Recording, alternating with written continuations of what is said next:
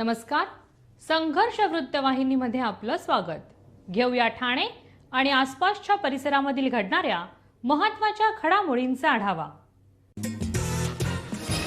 आगरी सेनेचे संस्थापक व प्रमुख, महाराष्ट्र राज्य ओबीसी महामंडळाचे प्रथम अध्यक्ष दिवंगत स्वर्गीय राजाराम साळवी यांचं 6 जून 2026 रोजी झालेल्या दुःखद निधनानंतर संघटनेच्या प्रमुख पदावरती निर्माण झालेली रिक्त जागा भरण्याबाबत आगरी सेना मध्यवर्ती कार्यालय कळवा ठाणे येथे कमिटीची महत्त्वपूर्ण बैठक आयोजित करण्यात आली होती. सदर बैठकीमध्ये संघटनेचे कार्य अखंड, शिस्तबद्ध व प्रभावीपणे सुरू राहावे, तसेच दिवंगत राजाराम साळवी साहेब यांनी उभारलेली सामाजिक चळवळ अधिक व्यापक स्वरूपात पुढे नेण्यासाठी सक्षम नेतृत्वाची आवश्यकता असल्याचं सर्व सदस्यांनी मत व्यक्त केलं आहे.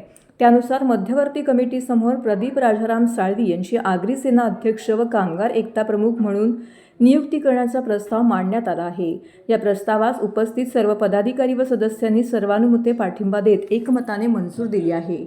नवीन प्रमुख म्हणून प्रदीप राजाराम साळवी यांच्या नेतृत्वाखाली आगरी सेनेचे सामाजिक, शैक्षणिक, सांस्कृतिक आणि संघटनात्मक कार्य तसेच कामगार एकताच्या माध्यमातून कामगारांना न्याय देण्याचे कार्य अधिक जोमाने पुढे नेण्यात येईल असा विश्वास बैठकीमध्ये व्यक्त करण्यात आला आहे.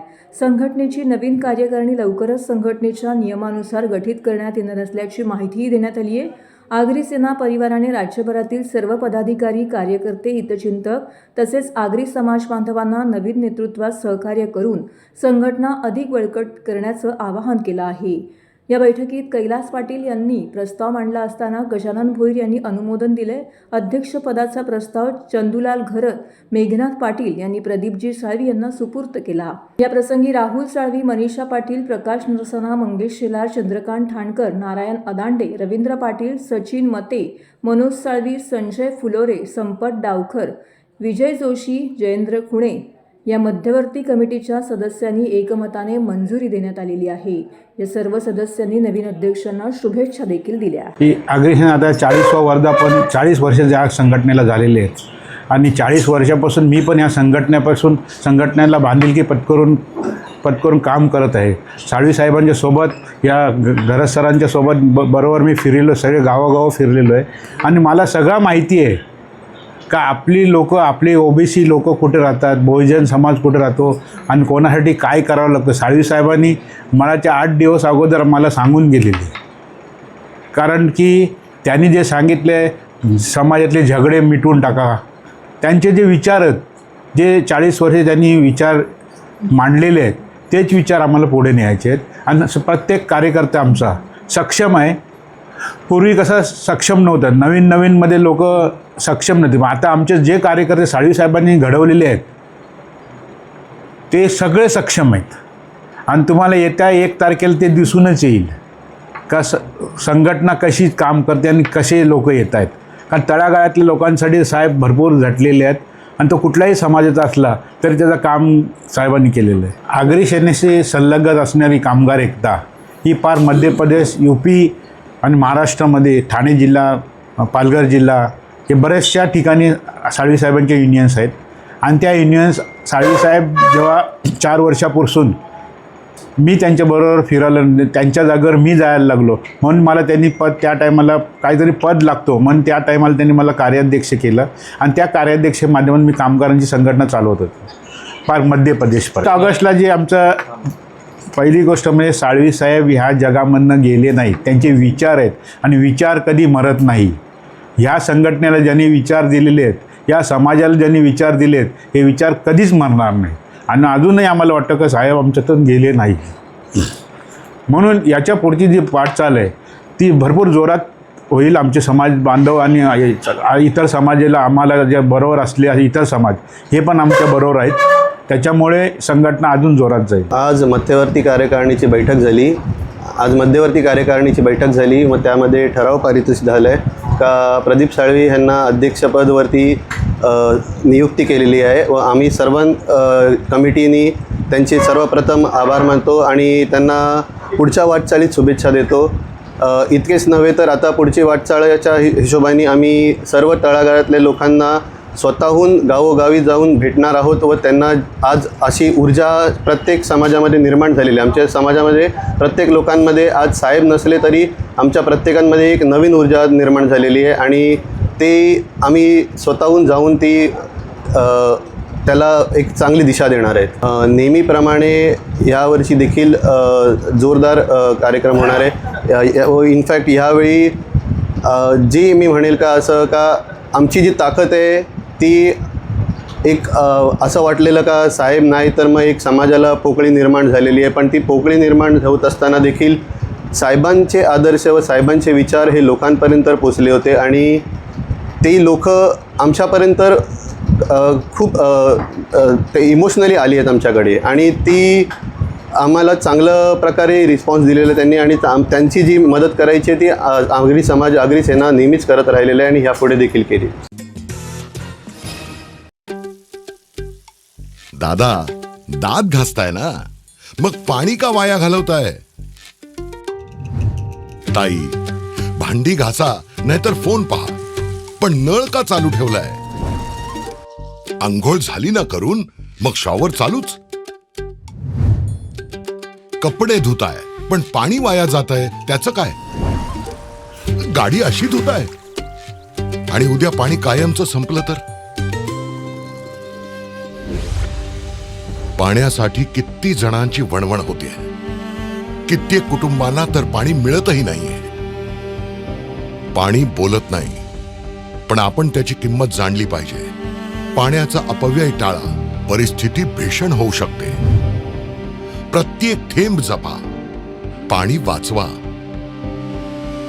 पाणी ही निसर्गाची देणगी आहे. पाणी निर्माण करता येत नाही. पाण्याची बचत हीच पाण्याची निर्मिती. ठाणे महानगरपालिकेतर्फे जनहितार्थ जारी. संजय गांधी राष्ट्रीय अभयारण्यातील संवेदनशील भाग असलेल्या येऊर गावातील जंगलामध्ये वनखात्याच्या वतीनेच एका भल्या मोठ्या भिंतीचं बांधकाम केलं जात आहे. वन्य प्राण्यांचा वावर असलेल्या जंगलामध्ये वनखात्याने भिंत बांधून कोणाला तरी वनजमिनीचा मोठा भाग अलगद काढून देण्याचा घाट घातला जात आहे. ही कोणाची तरी सुपारीच असल्याचा आरोप राष्ट्रवादी काँग्रेस शरदचंद्र पवार पक्षाचे सरचिटणीस डॉक्टर जितेंद्र आव्हाड यांनी केला आहे. येऊरमध्ये वनखात्याच्या वतीने बांधण्यात येत असलेल्या भिंतींची डॉक्टर जितेंद्र आव्हाड यांनी पत्रकारांसह पाहणी केली. त्यावेळी त्यांनी हा आरोप केलाय. यावेळी डॉक्टर जितेंद्र आव्हाड म्हणाले, येऊरमधील जंगलामध्ये मध्यभागी वनखात्याकडून एक भिंत बांधली जात आहे. याबाबत अधिकाऱ्यांकडे चौकशी केली असता एकही अधिकारी व्यवस्थित माहिती देऊ शकला नाही. या भिंतीच्या अलीकडे, पलीकडे, उजवीकडे, डावीकडे किंवा त्या भिंतीच्या शेवटी कोणाची जमीन आहे याचे कोणतेही उत्तर त्यांच्याकडे नाही. सर्व जमीन वनखात्याची आहे असं सांगितलं जात आहे. मग भिंत बांधून विभागणी का केली जात आहे असा सवाल करून इतर हक्कांमध्ये इतरांची नावं असलेल्या जमिनींमध्ये इतरांची नावं सुरक्षित करण्यासाठी ही भिंत बांधण्यात येत आहे का असा प्रश्न उपस्थित होत आहे. जंगलामध्ये सिमेंट कॉन्क्रीटची भिंत बांधून येऊरमध्ये जमिनीच्या वाटपाचा कार्यक्रम वनखात्याने सुरू केला आहे की काय? विशेष म्हणजे ही भिंत बांधताना आडवे येत असलेले अनेक छोटी मोठी झाडंही स्वतः वनखात्यानेच तोडून रस्ता देखील केला आहे असं यावेळी डॉक्टर आव्हाड म्हणाले. या ठिकाणी असलेल्या भूखंडावरती 20 वर्षापूर्वी खासगी इसमाने भिंत बांधण्याचा प्रयत्न केला होता. त्यावेळेस वनाधिकार यांनी भिंत पाडून टाकली होती. मात्र आता वनखात्यानेच भिंत बांधून सदरचा भूखंड मोकळा करून देण्याची सुपारी घेतली आहे. विशेष म्हणजे या ठिकाणी आलेले अधिकारी चुकीची माहिती देत आहेत. येऊर गाव राष्ट्रीय उद्यानाचा भाग नाही असं सांगत आहेत. मग येऊरला जाणाऱ्या लोकांकडून पैसे का घेता? 1995च्या आदेशाचा दाखला देत ही भिंत बांधून खासगी लोकांचे भले करण्याचं काम वनखात्याने सुरू केलं आहे असंही यावेळी डॉक्टर जितेंद्र आव्हाड म्हणाले. नाही, बेसिक ही भिंत बांधतात.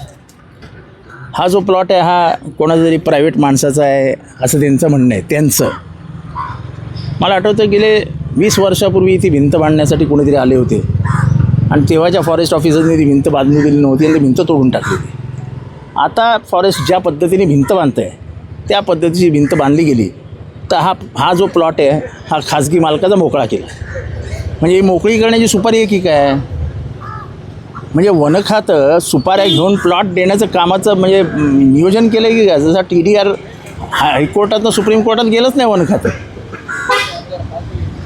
TDR मोकळा करून टाकलं. आता परत तेच ही बरोबर भिंत आणि एवढी मोठी भिंत वनखात्या. आता आम्ही ताडोबा फिरतो, इथे फिरतो, तिथे फिरतो, आम्ही कधी एवढी मोठी भिंत बघितली नाही. आता समोर मोठ्याच्या मोठं झाड पाडून टाकलं भिंत बांधताना. आणि आता सरळ म्हणतात की ही जमीन फॉरेस्टची आहे आणि ही जमीन नाही प्रायव्हेट आहे. मग तुम्ही प्रायव्हेट माणसाला भिंत बांधून देताय का की तुझे पैसे आम्ही वाचवतो, 25% पैसे आम्हाला दे. त्यांनी गुगल मॅपच्या द्वारे एक मॅप देखील दाखवला. त्यांनी बाउंड्री केलेली आहे, संपूर्ण जे जी क्षेत्र त्यांच्यामध्ये येतात त्यांनी बाउंड्री केली असं त्यांचं म्हणणं आहे. असं आहे की माझंही म्हणणं आहे की 1995 सालची हायकोर्टाची ऑर्डर आहे, पण जी प्रायव्हेट फॉरेस्ट आहे त्या प्रायव्हेट फॉरेस्टला विळखा घालून त्याला असं असं असं करून तुम्ही वनजमिनीची जमीन आहे असं दाखवून प्रायव्हेट फॉरेस्ट मोकळं करताय. समोर एअरफोर्सचं स्टेशन आहे. एअरफोर्सच्या स्टेशनसमोर कुठलीही भिंत बांधू नका असे एअरफोर्सचे आदेश आहेत. 96 दिवस झाले यांना जाग नाही. तो TDR गेला, यांच्या नजरेखालनं काढून घेतला. हेच ऑफिसर होते. 94 एकर खाजगी जमीन क्लिअर झाली तिथे. वनजमीन असताना ती खाजगी झाली. एवढे वर्ष आम्ही येतोय. हा जंगलाचा पट्टा आहे संपूर्ण संजय गांधी नॅशनल पार्कचा. मग संजय गांधी नॅशनल पार्क आहे कुठपर्यंत? मग ते मेन गेटला गेट कशाला लावलं आहे? त्यांचं देखील म्हणणं आहे की बिबट्या देखील येतं, त्यामुळे हे कंपाऊंड वॉल मारली जाते. तुम्ही घाला ना कंपाऊंड वॉल, त्याची मागणं घाला ना. घाला ना मागणं, असं कंपाऊंड वॉल घाला ना. ही भिंत ही फक्त प्रायव्हेट जमिनी क्लिअर करण्यासाठी बांधलेली भिंत आहे. जर काम थांबलं तर भिंती तोडा येणाऱ्या काळात, भिंती तोडा येणाऱ्या काळात. नाही असं आहे की ह्यांनी जर आता पुढे एक दिवस जरी काम केलं तर ही भिंत तोडून टाक. तुम्ही अधिकाऱ्यांशी बोलला? मी अधिकाऱ्यांशी बोललो, सिनियर अधिकाऱ्यांशी बोललो. मी आता ह्या कमिटीमध्ये असलेल्या नितीन करिरांशी बोललो. ते म्हणाले मी स्वतः येतो आणि मी स्वतः हे सर्वे करतो. हे आता मोठी नावं घेत आहेत. मी आता कोणाचं नाव घेत नाही की त्यांचा आदेश आहे ते आम्हाला विचारतात तुम्ही काय करता कामं. अचानक जागे झाले ते. एवढे 95ची कोर्टाची ऑर्डर आहे, ते अचानक जागे झाले. 100% हा प्लॉट सोडवण्यासाठी अनेक जण प्रयत्न करत होते. यश आलं. इथल्या फॉरेस्ट ऑफिसरनी सुपारी उचलली, ही भिंत बांधून दिली की हा प्लॉट मोकळा झाला. अचानक हे सगळं बदल होत गेले ना. पण संजय गांधी नॅशनल पार्कची बाउंड्री कुठपासून सुरू होते? मग गेट खाली कशाला लावलंय?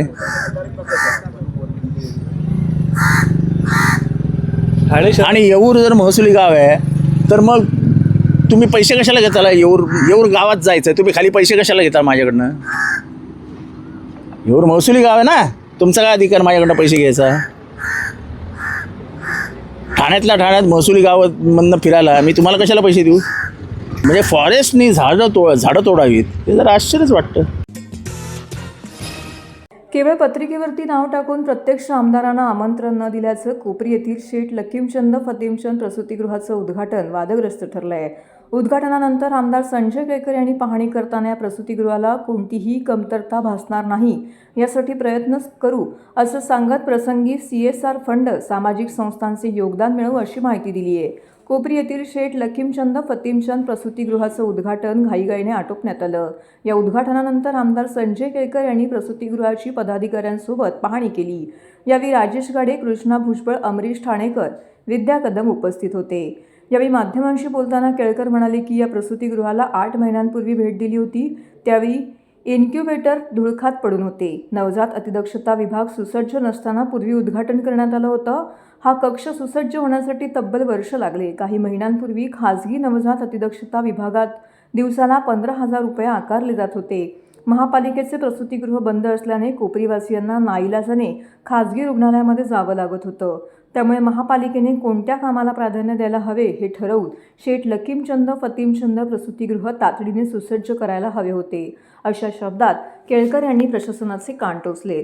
प्रसूतिगृहाचे घाईघाईने उद्घाटन झाले असले तरी कोपरीकरांसाठी हे वरदान ठरणार आहे. त्यामुळे येथे कोणत्याही साहित्याची वा सेवेची कमतरता पडणार नाही यासाठी आम्ही प्रयत्नशील राहू. प्रसंगी CSR फंड आणि सामाजिक संस्थांची देखील मदत घेऊ असं देखील केळकर यांनी स्पष्ट केलं आहे. SNCUचं युनिट याच्या संबंधामध्ये कालच मी विधिमंडळामध्ये मांडलं होतं आणि या कोपरीच्या केंद्राला मी 8 महिन्यापूर्वी देखील भेट दिली होती. या ठिकाणी जवळजवळ त्यावेळेला मला वाटते 20 एक इन्क्युबेटर या ठिकाणी उपलब्ध होते, पण ते धूळ खात पडले होते. आणि हे सगळं पूर्ण करायला यांना वर्ष लागलं. आणि ते सुद्धा आता इतक्या घाईघाईमध्ये त्यांनी उद्घाटन केलं की पत्रिकेत नावं आहेत पण लोकांना माहिती नाही, अशा प्रकारचं त्यांनी घाईगर्दीमध्ये या ठिकाणी केलं. पण उशिरा का होईना आमच्या या ठाणे भागामधल्या लोकांकरता हे सेंटर अत्यंत वरदान आहे. इतक्या मोठ्या प्रमाणामध्ये या ठिकाणी येतात, पेशंट येतात आणि बच्चू येतात आणि त्यांना बाहेर तर आता तर आणखीन रेट वाढलेला आहे. मला वाटतं 8-1 महिन्यापूर्वी 15,000 रुपये होता दिवसाला प्रायव्हेटमध्ये. आणि इकडे यायचे पेशंट आणि सांगायचे तर ते म्हणायचे बाहेर जा, इथे नाही आहे. लोकांना वाटत होतं की इथे झालेलं आहे आणि प्रत्यक्षात नव्हतं. आणि त्याच्यामुळे महापालिकेने कुठल्या गोष्टीला प्रेफरन्स द्यायला पाहिजे, कुठल्या गोष्टीला नको द्यायला, हे यांचं नियोजन शून्यपणा आहे.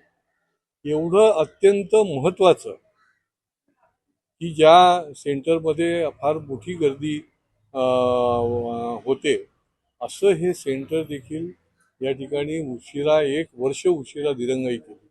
मग कारणं निर्णय अशी टेंडर अमुक तमुक. आता जे योग्य तो दाम दिल्यावरच टेंडर कोणी ना कोणी भरणार. आणि त्याच्यामुळे माझी महापालिकेला या निमित्ताने विनंती आहे की आता हे तरी सेंटर जे आहे ते नियोजनबद्धपणे चालवा, योग्य वेळेला मटेरियल द्या. त्या ठिकाणी मॉनिटर जे आहेत, काही ज्या ठिकाणी आहेत काही ठिकाणी नाहीत. आता अर्धवट सामान का दिलं तुम्ही, हा देखील प्रश्न पडतो. पण आम्ही आता मॅडमला विचारलं आणि किती कमी आहे काय काय, तर सार्वजनिक CSR फंडमधलं किंवा निरनिराळ्या सामाजिक संस्थांकडनं देखील या ठिकाणी उपलब्ध करण्याचा आमचा प्रयत्न आहे. परंतु याची गरज होती आणि घाईघाईत का होईना आज यांनी याचं उद्घाटन केलेलं आहे. त्याबद्दल मी आता त्यांना सदिच्छा देतो आणि पुढच्या काळामध्ये योग्य पद्धतीने ते चालवलं जावं याच्याकरता जे जे करता येईल ते देखील आम्ही निश्चितपणे करू. यांची ही पद्धत पहिल्यापासूनची आहे का नाव टाकतात पण निमंत्रणच देत नाही. आणि मग संबंधित आमचे दोन्ही आमदार जे आहेत आणि त्यांना जर ते निमंत्रण जर पोचलं नाही आणि मग ते कसे काय कार्यक्रमाला येणार. आणि हे डायरेक्टली त्यांना त्यांचं वैयक्तिक जर करायचं असलं तर तो त्यांचा वैयक्तिकच होतो त्यांचा विषय. त्याकरता त्याला खरंच तर याची माहिती प्रशासनाने संबंधित अधिकाऱ्यांनी त्यांना देणं गरजेचं असतं. हा वैयक्तिक कुठल्या याचा परिवाराचा कार्यक्रम नसतो. युतीचा धर्म पाळणं हा सगळ्यांना मान्य आहे. पण काय आता नवी मुंबईच्या धर्तीवरच पकडा ना, नवी मुंबईला त्यांच्या म्हणजे निमंत्रण पत्रिकेवर त्यांच्या नेत्यांची नावं नाही दिली म्हणून ते लोकांनी कार्यकर्त्यांनी तिकडे भडकून आंदोलन केलं, हे केलं ते केलं. पण आमचे आमदार म्हणजे सन्माननीय केळकर साहेब, निरंजन साहेब हे आम्हाला नेहमी सांगतात की नीतीचा धर्म पाळावा. पण आमचं पण कुठेतरी त्याच्यामध्ये लिमिट आहे. आणि हे दरवेळी हे लोक असंच करतात की आमच्या नेत्यांची नावच देत नाही. ही दुसरी का तिसरी वेळ आहे. म्हणून आम्हाला यांना एक सांगणं असं गरजेचं आहे की युतीचा धर्म तुम्ही पण पाळा आणि आमच्या नेत्यांची नावं तुम्ही नेहमीप्रमाणे द्यावी आणि त्यांना निमंत्रित करावे. बस हीच आमची इच्छा आहे. हो, पत्रिकेतच नाव आहे. पण आमचे दोन्ही आमदार म्हणजे केळकर साहेब आहेत, निरंजन साहेब यांना हे कळवण्यातच आलेलं नाहीये. यांनी सकाळी एक राजरोसपणे यांनी एक म्हणजे इथं दुसरी टाइम झालेली आहे की याचं हे झालं उद्घाटन झालेलं आहे. पण तरी सुद्धा यांनी आमच्या एवढे आमदार आहेत, ठाणे शहरांचे 2 आमदार आहेत, त्यांना त्यांचं कर्तव्य नाहीये का यांनी त्यांना बोलवणे. पण त्यांना त्या गोष्टीची काहीच कल्पना नाहीये. आमचे जे जनसेवक आमदार आहेत ते खरोखरच जनसेवक का म्हणावं, कारण आज काळजीपोटी ते इथे आलेले आहेत. आणि इथे आल्यानंतर म्हणजे ते आमंत्रण असू नाही तर नसू तरी पण ते काळजीपोटी आलेले आहेत की आमच्या इथे पेशंट्स किंवा लहान लेकरं जे आहेत तर त्यांना सगळ्या म्हणजे आहेत की नाही सगळ्या, तर त्यांना आता कळलंय की बरेचसे उपकरणं नाहीच आहेत अवेलेबल. आता त्यांच्या मनात म्हणजे ती काळजी लागली की आता कुठून कसे जमा करणं किंवा काय करणं हे ते म्हणजे तुम्ही त्यांना जरी निमंत्रित करत नाही किंवा काय नाही तरी काळजीपोटी आणि लोकांसाठी हे नेहमी 24 तास जे असतात ना आमचे केळकर साहेब तर ह्यासाठी आहेत. हे खरं म्हणजे त्यांनी आधी केलं पाहिजे होतं. आपण म्हणजे उद्घाटन करतो तर त्याच्यानंतर केळकर साहेब येऊन आता बघतायत की कसे आम्हाला म्हणजे उपकरणं कसे जमवायचे आणि कसं बच्चू लोकांचं किंवा काय सगळं व्यवस्थित होईल. आणीबाणीच्या प्रसंगी आणि अपघाताच्या वेळी गोल्डन अवरमध्ये त्वरित प्रथमोपचार मिळणं अत्यंत महत्त्वाचे असते. अशा परिस्थितीत तात्काळ वैद्यकीय मदत मिळावी यासाठी रोटरी क्लबच्या वतीने ठाणे वाहतूक विभागाला आज इमर्जन्सी ट्रामा किट देण्यात आले आहेत. त्यामुळे आता इमर्जन्सी ट्रामा किट अपघातानंतरचा गोल्डन अवरमधील जीव वाचणार असल्याचा विश्वास रोटरी क्लबच्या पदाधिकाऱ्यांनी व्यक्त केला आहे. ट्रामा केअर किट हे अपघात, गंभीर जखमा किंवा जीवघेण्या परिस्थितीमध्ये दिली जाणारी प्रथमोपचार सेवा आहे. या सेवेत रुग्णाला झालेल्या दुखापतीचे त्वरित प्राथमिक उपचार देण्यात येतात. अपघात, रक्तस्राव आणि जीवघेण्या परिस्थितींमध्ये तात्काळ वैद्यकीय मदत देण्यासाठी वापरली जाणारी विशेष आपत्कालीन किट आहे. ट्रामा केअर किटमध्ये tourniquet, haemostatic gauze, chest seal, pressure dressing, trauma shears, hypothermia blanket या महत्त्वाच्या साहित्याचा समावेश आहे. ठाणे पोलीस आयुक्तालयाच्या हद्दीमध्ये सर्व 18 वाहतूक विभाग किट देण्यात आले आहेत. ठाणे शहर, कल्याण, डोंबिवली, उल्हासनगर, अंबरनाथ, बदलापूर आणि भिवंडी येथील रोटरी क्लब्स या उपक्रमामध्ये सहभागी झालेत. या उपक्रमाचे ठाणे वाहतूक उपायुक्त पंकज सिरसाट यांनी विशेष कौतुक केलं आहे. Rotary Club of Thane north, Urbania आणि विविध जे रोटरी क्लब्स आहेत ठाण्यातले यांच्या मार्फतीने एक ट्रोमा किट आणि फोल्डेबल स्ट्रेचर हे ट्रॅफिक विभागाला त्यांनी दिलेलं आहे. ते आपल्याला जे ॲक्सिडेंट्स होतात रोडवर, त्याला फर्स्ट रिस्पॉन्डंट जो असतो 90% मध्ये तो ट्रॅफिकचाच व्यक्ती असतो, तर त्याला फर्स्ट एड तात्काळ मिळावी त्यासाठी ते ट्रॉमा किट आणि स्ट्रेचर्स दिलेला आहे. त्याचा वापर होऊ नये किंवा त्याची गरज पडू नये, त्याची गरज पडू नये म्हणून आपण जे ठाण्यातले विविध रोटरी क्लब्स आहेत त्यांच्याबरोबर एकत्र येऊन प्रत्येक सोसायटीमध्ये, प्रत्येक शाळेमध्ये पोहोचायचा प्रयत्न करणार आहोत इथून पुढे. त्याच्या मार्फतीने आपण प्रत्येक रोटरीकडनं त्यांचे जे व्हॉलेंटियर्स आहेत, रोटरी ट्रॅफिक व्हॉलेंटियर्स, अँबॅसिडर्स, याचा एक वेगळा ग्रुप आपण तयार करणार आहोत, जेणेकरून ते आपल्याला वेळोवेळी मदतही करतील.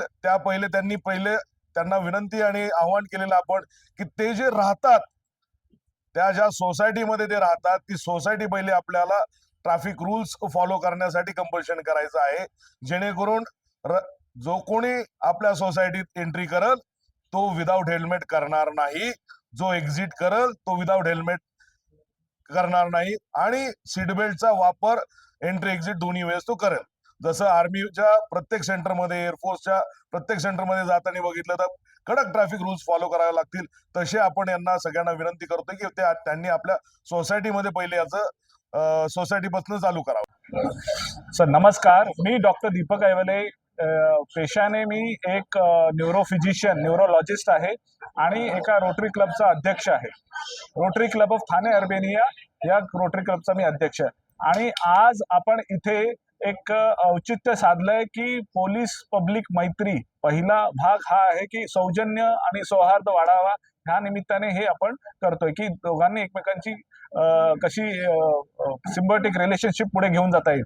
त्या अनुषंगाने पहिला अटेम्प्ट हा आहे की इमर्जन्सी ट्रॉमा किट आपण इथे 18 डिव्हिजन्स आहेत ठाणे ट्रॅफिक पोलीसचे आणि एक हेडक्वार्टर आहेत, तर असे 18 आणि 1 असे 19 ट्रॉमा किट्स आपण आज इथे वितरित करत आहोत. या ट्रॉमा किट्सचा उपयोग असा आहे की गोल्डन आवरमध्ये पेशंट एकदम अडगळीच्या ठिकाणाहून हॉस्पिटलपर्यंत पोहोचेपर्यंत बऱ्याच वेळा त्याला रक्तस्राव होतो किंवा त्याला स्पाइन इंजुरी होते की कसंही उचलल्यामुळे ट्रान्सपोर्टेशनमध्ये स्पाइन इंजुरी होऊन त्याला वाचला जीव तरी डिसेबिलिटी राहून जाते, अपंगत्व राहून जातं. म्हणून हे अपंगत्व पण कमी व्हावं ह्या हिशोबाने आपण या स्ट्रेचर बोर्डचा वापर करता येईल.